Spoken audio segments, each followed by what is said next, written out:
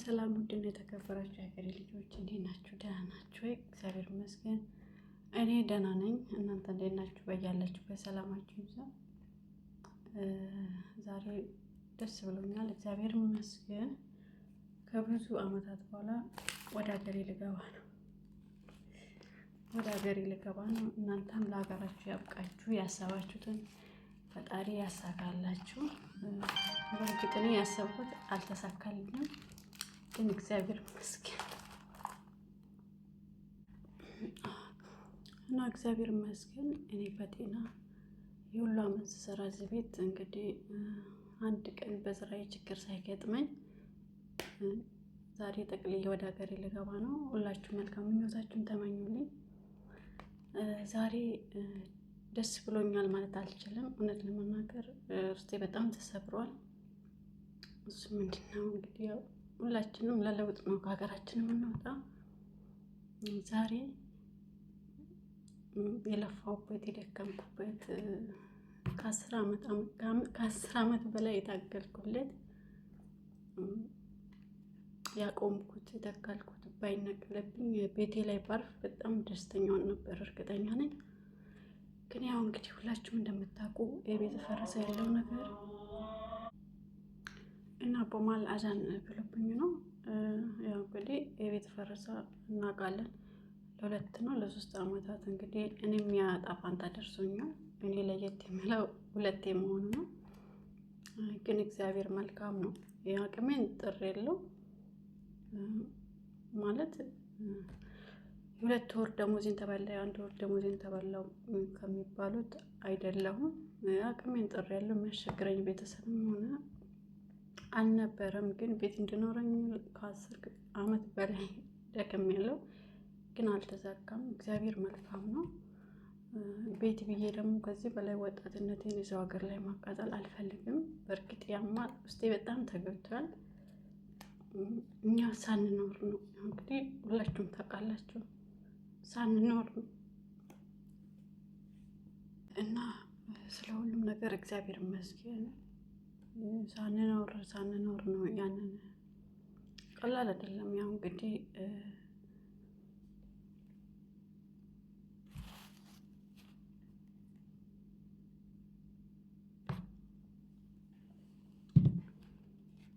እና ሌላ ህይወት የለም። ይኸው ታውቃላችሁ፣ አረብ ሀገር ላይ ያለን ልጆች ሁላችንም እናውቃለን። ጨለማ በሉት ከሚመጣ ከሆድ ደሞዝ ውጪ ምንም የሚታየውም የለም። ዘመድ መጠየቅ የለም፣ የሞተ መቅበር የለም፣ የታመመ መጠየቅ የለም። በዛ ሁሉ አልፈን እንደዛ ሲሆን በጣም ይከብዳል። ግን እግዚአብሔር ይመስገን ታሞ ሆስፒታል ላይ ማሳለፍም አለ፣ እስር ቤት ማሳለፍም አለ። ግን እግዚአብሔር ይመስገን ስለ ሁሉም ነገር። ይሄ ብቻ አይደለም ማለት ይሄ ተከትሎ ብዙ ነገር 2017 ለኔ በጣም ከባድ ዘመን ነበር። ግን እግዚአብሔር ያሳልፈኛል፣ ያሻግረኛል። ሀገር ለመግባት በተነሳሁበት ሰዓት ራሱ በጣም ብዙ ፈተናዎች፣ ግን እግዚአብሔር መልካም ነው። እንግዲህ ፈተናዬን እዚሁ ጨርሼ የሚሄድ ያብቃኝ። ሁላችሁም በጸሎታችሁ አስቡ። የዛሬ 6 ወር ነበር በእርግጥ እኔ የተነሳሁት ኢትዮጵያ ለመግባት። እግዚአብሔር ደግሞ ሲወደኝ ልክ 1 ወር ሲቀረኝ 2017 ሊገባ ማለት ነው፣ ቋግሜ ውስጥ ነው። አንደኛ ወር ጨርሼ ነበር እገባለሁ ብዬ ያሰብኩት። ልክ 1 ወር ሲቀረኝ ቤትሽ በቃ ግዴታ ነው መነሳት አለበት ተባለ። ምንድን ነው ማድረግ ያለብኝ? ወደ አሁኑ ደግሞ ተቀያሪ መሬት ተሰጥቷል። በቃ ቤቱ መነሳት አለበት ከተባለ በኋላ እዛው አዲስ አበባ እዛው አጠገብ ማለት ነው ተቀያሪ ቦታ ተሰጥቷቸዋል። እና ተቀያሪ ቦታ ተሰጥቷቸዋል ሲባል ደግሞ በጣም ደስ አለኝ። ግን እውነት ለመናገር እንዲሰራ አልፈለኩም ነበር፣ እንዲቆይ ፈልጌ ነበር። እና ያው ቤተሰቦች ደግሞ የቤት ጉጉቴን ስለሚያውቁ በቃ ተሰጥቷል፣ ራሳቸው ናቸው የሰጡት በሚል ተሰራ። ቤት በተሰራበት በ2 ወሩ ፈረሰ እሱ ማለት ነው። ግን እኔ ያለው እግዚአብሔር ይመስገን። በሁለተኛ እንደዛ ሲሆን ምንድን ያልኩት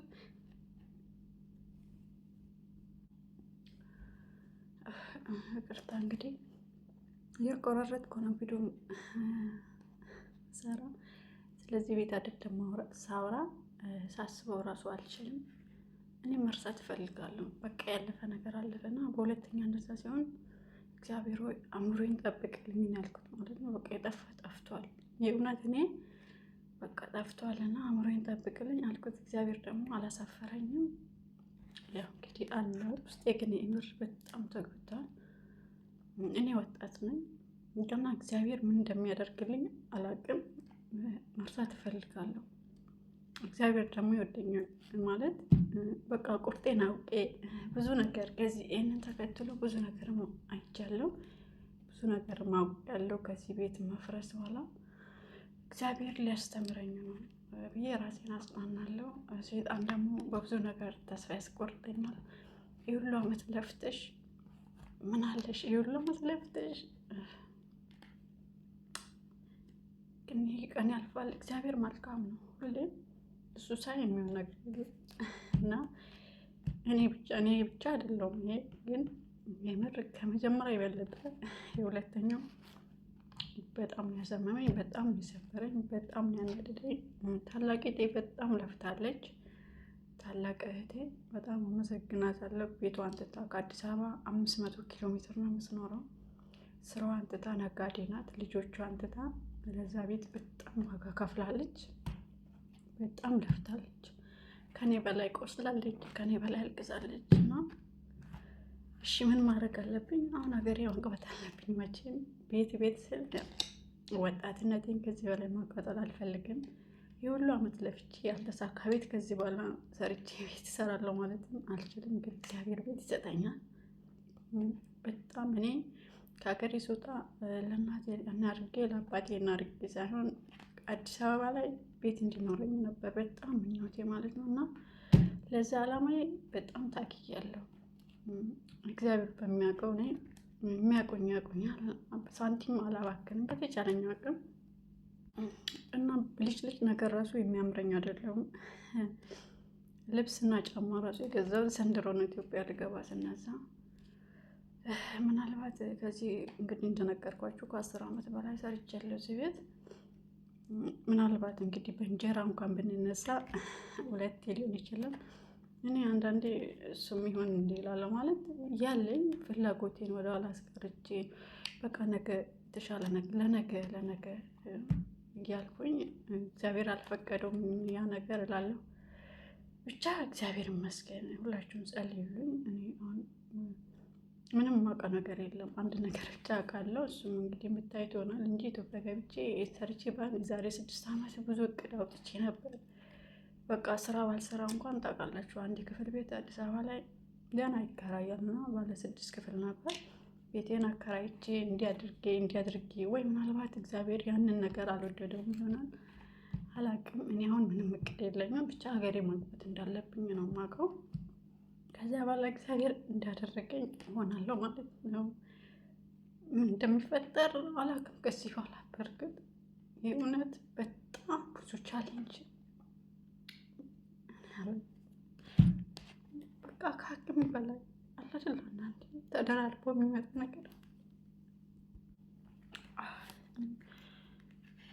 እና ወይ እግዚአብሔር መንገዴን እንደጠረገልኝ ይሆናል። እንደነገርኳችሁ እንኳንም እዚሁኝ ሁሉንም ነገር አየው። ምናልባት እዛው ነው አሁን ራሴን አሳምኜ ነው አገሬ መገባው እና ግን በምንም ተአምር ተመልሼ መውጣት አልፈልግም። ለሱ ጸልዩልኝ። ሀገሬ ላይ እግዚአብሔር ስራ ቢሰጠኝ እኔ እንደነገርኳችሁ አሁንም ወጣት ነኝ። ብዙ ነገር ማድረግ እችላለሁ። ግን የሰው ሀገር ላይ አይደለም፣ ሰው ሀገር ላይ ሳይሆን ሀገሬ ላይ እንድሰራ እግዚአብሔር እንድክሰኝ ጸልዩልኝ ነው።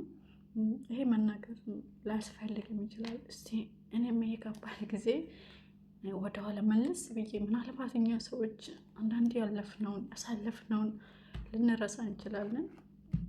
እኔ ይህንን ጊዜ ግን መቼም አልረሳውም እና ይህንን ጊዜ አልፌ ሁሌም እግዚአብሔርን እያመሰገንኩ እንድኖር ለእኔ ማስታወሻ ነው። ምናልባት እኔ አሁን በቃ ይሄን ይዤ ነው ይሄ ነው የምለው ነገር የለም። እስቲ ከኔ ደግሞ ምንድን ነው ጥፋቴ? ስህተቴ የቱ ጋ ነው? መስራት ነበረብኝ ወይስ ኢትዮጵያ መሄዴ ትክክል ነው? እኔ በጭራሽ አሁን አቅምም ሞራልም የለኝም፣ መስራትም አልችልም። ፈጣሪንም የምለምነው እንግዲህ እኔ ያሰብኩት ምንም የሆነ ነገር የለም፣ እሱ ባለ ነው እየሄድክ ያለሁት አሁን እና እስቲ ምንድን ነው የሚሆነው? ምንድን ነው የእውነት እኔ አሁን ኢትዮጵያ ላይ ምንም የሚሆነው ነገር ምንም የማውቀው ነገር የለም። በደፈና ነው የሚሄደው።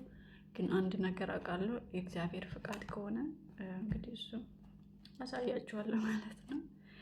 ጸልዩልኝ ማለት ውስጥ ያለው እሳት እንዲጠፋ በቃ ማሰብ አልፈልግም። የጠፋ ጠፍቷል። እኔ ጤነኛ መሆን እፈልጋለሁ።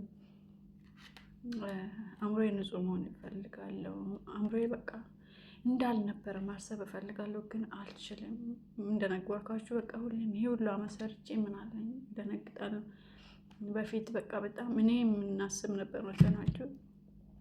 እኔም ጠንክሬ ነው እንዲሁም ለእህቶቼ የራሱ ምሳሌ ይሆናለሁ። አይዟችሁ በርቱ። በቃ ግቢ አበባ ተተክሎ በጣም የሚያምር ግቢ ነበር። እሱን ሳይ እንዲሁም ድካሜ ታናሽ እህቴ እዛ እየኖረች እየተከራየም ትማር ነበር እና በጣም ሲደክመኝ ሆነ እስቲ ግቢ ፎቶ አንስተሽ ላኪልኝ እላታለሁ። ሳየው በቃ ድካሜ ይጠፋል። ስለሰራሽ ሆኖ ሰላምዬ በርቺ ነው ገብቼ ለእህቶቼ ራሱ ያበርቱ እናንተም እንዲህ ስለሰራው ነው ብዬ አሳያቸዋለሁ። እነሱ ምሳሌ ሆናለሁ ብዬ አስብ ነበር፣ ግን እግዚአብሔር ይመስገን ነው ያም ሆነ ይሄ ዛሬ ደስተኛ መሆን ነበረብኝ። እግዚአብሔር ያዘጋጀልኝ ነበር ብላ በሰላም ግቢ ብሎ ሀገሬ ልገባ ነው። ትንሽ ቆይቼ እወጣለሁ። በኬንያ ነው የምሄደው፣ ከዱባይ ኬንያ፣ ከኬንያ ኢትዮጵያ። መልካም ምኞታችን ተምኝ። የጠፋ ጠፋል፣ ያለፋል። እግዚአብሔር ሁሉን ነገር አስረስቶ እሱን ለፈቀደልኝ ያኖረኝ። መልካም ምኞታችሁን ተመኙልኝ። እናንተም ለሀገራችሁ ያብቃችሁ፣ ያሰባችሁትን ያሳካላችሁ። የኔ አይደለም ለወዳጄ ለጠላቴ የማያስጠው